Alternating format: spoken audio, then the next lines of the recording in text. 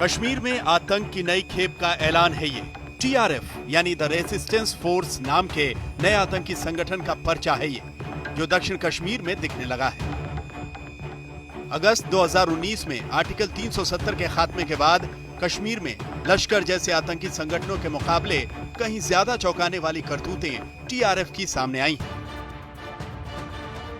TRF ने अब तक 13 हमले किए हैं, जिनमें 10 गंभीर हमले शामिल हैं। टीआरएफ का नाम सबसे पहले अक्टूबर 2019 में सुना गया। श्रीनगर के हरी सिंह इलाके में 12 अक्टूबर को सुरक्षा बलों पर ग्रेनेड हमला हुआ था, जिसमें 7 नागरिक भी घायल हुए थे। 12 अक्टूबर 2019 को सुरक्षा बल पर ग्रेनेड हमला करने के अगले दिन यानी 13 अक्टूबर को बडगाम में एक कम तीव्रता के ब्लास्ट की जिम्मेदारी भी टीआरएफ ने ली। अक्टूबर 2019 से 10 मार्च 2020 के बीच टीआरएफ ने 10 हमलों की बात स्वीकार की, लेकिन ये सारे हमले ज्यादा नुकसान नहीं पहुंचा सके।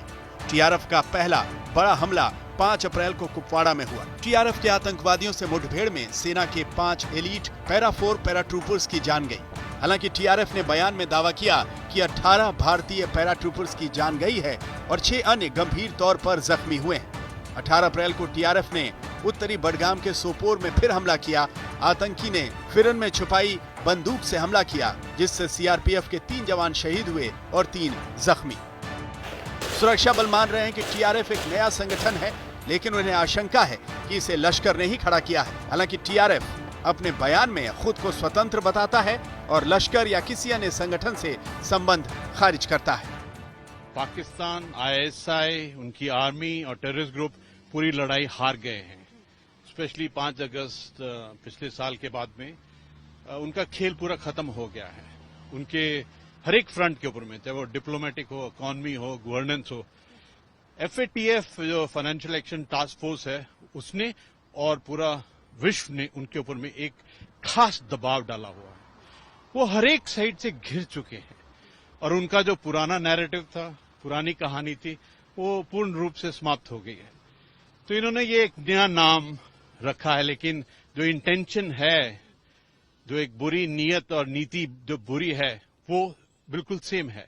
वही हैं जो पहले थे, चाहे वो लश्कर तैयबा हो, हिजबुल मुजाहिदीन हो, जेईएम हो, अल बदर हो, उसी को रीपैकेज किया है।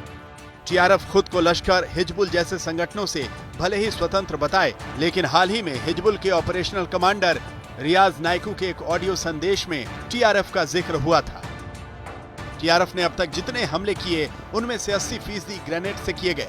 इसका मतलब ये हुआ कि आतंक के ओवरग्राउंड वर्कर्स हमलों में शामिल हो सकते हैं। वैसे अभी ये साफ नहीं है कि टीआरएफ में सिर्फ स्थानीय हैं या पाकिस्तान के आतंकी भी।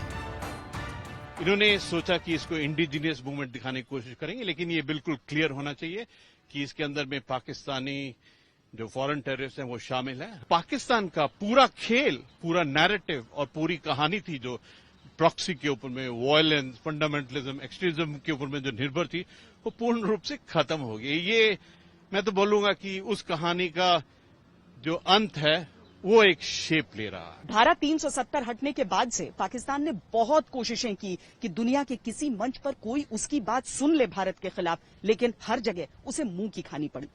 अब अगर आप द रेजिस्टेंस फ्रंट को समझने की कोशिश कीजिए तो आपको उसी परिप्रेक्ष्य में इसे देखना पड़ेगा, क्योंकि यह केवल मुखौटा है।